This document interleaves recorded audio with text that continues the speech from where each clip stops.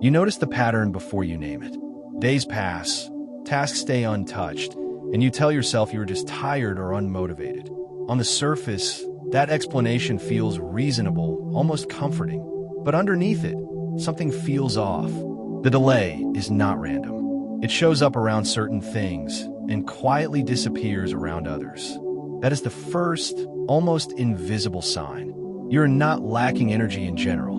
You're pulling away from something specific, even if you have not admitted it yet, even if you keep finding softer words for it. When you call yourself lazy, it sounds simple, almost comforting. It gives you a label and neatly ends the conversation before it goes anywhere deeper. But the word does not explain much. It hides more than it reveals. You still get up, still think, still care in your own way, even when you deny it. If laziness were the truth, you would feel empty or indifferent. Instead, you feel tense, distracted, and slightly uneasy. That discomfort is not random. It points to awareness trying to surface, pressing gently for attention. You start to realize that avoidance is not dramatic. It does not look like fear in movies or panic you can clearly name. It looks like scrolling longer than planned, reorganizing small things, waiting for the right mood that never quite arrives. You stay busy while quietly staying away. This is how the mind protects itself from something it is not ready to face yet. Not because you are weak, but because you're human, careful, and cautious in ways you rarely notice. At some point, you begin to feel the cost of staying comfortable. The same excuses repeat themselves, and they no longer feel believable, even when you try to trust them. Comfort turns heavy, almost suffocating. Avoidance starts to take more energy than action ever would. You sense that you're constantly negotiating with yourself instead of being honest. That quiet bargaining becomes exhausting. That is where confrontation begins, not with force or urgency, but with the calm realization that this pattern is no longer neutral, no longer harmless, and no longer something you can ignore.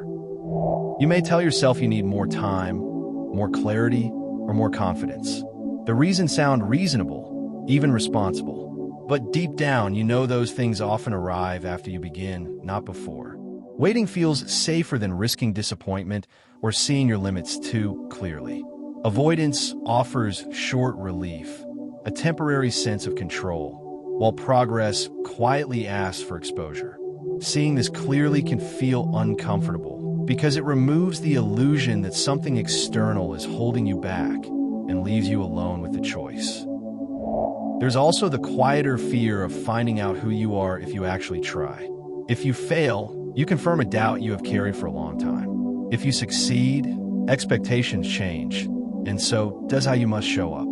Both outcomes threaten the familiar story you're living inside right now. Avoidance keeps that story stable and predictable. Confronting it means stepping into uncertainty, without guarantees or clear identities to lean on. That is not easy, and pretending otherwise would be dishonest. You might notice how you judge yourself while avoiding. The inner voice does not grow kinder with time. It gets sharper, more impatient. It tells you that you're falling behind, wasting potential, missing some invisible deadline. But this judgment does not push you forward. It tightens something inside and keeps you stuck where you are. Recognizing this matters. Avoidance is often tangled with self-protection and self-criticism at the same time, trying to shield you while quietly punishing you, leaving you tense instead of relieved. Clarity begins when you stop asking why you feel lazy and start asking what you are avoiding. That shift changes everything. The answer is usually specific, not abstract. A conversation you keep postponing, a decision you do not want to own, a piece of work that feels too exposed, or a change you cannot fully control. When you name it, the fog lifts a little. The problem becomes smaller, clearer, and more real. You're no longer fighting yourself as a whole, only facing one thing at a time. You begin to understand that responsibility does not mean blaming yourself. It does not require punishment or harsh conclusions. It means acknowledging your role without drama or exaggeration. You are not responsible for every feeling that appears, but you are responsible for how long you look away from them. This shift is subtle, almost quiet. It replaces shame with steadiness. You stop arguing with yourself and stop waiting to feel different before acting, trusting that movement can come first. Direction becomes clearer when you accept that clarity grows through movement, not before it. Not big moves or dramatic changes, just honest ones you can actually take. You do not need to solve everything at once or understand the full path ahead. You only need to face the next avoided thing with open eyes and fewer excuses. This does not require confidence or certainty. It requires a simple willingness to stay present with discomfort for a short time, long enough to move through it instead of away from it. You see that motivation is not something you stumble upon or suddenly find. It is something that follows engagement, not the other way around. When you take small responsibility, something subtle shifts. Your mind settles. The internal noise quiets enough to breathe. You do not feel excited or energized in a dramatic way. You feel more grounded, more present. This grounded feeling is often mistaken for nothing happening, for stagnation or lack of progress, but is not emptiness. It is a sign of alignment quietly starting to form. Now, encouragement feels different. It is not loud, dramatic, or urgent. It does not demand that you change overnight.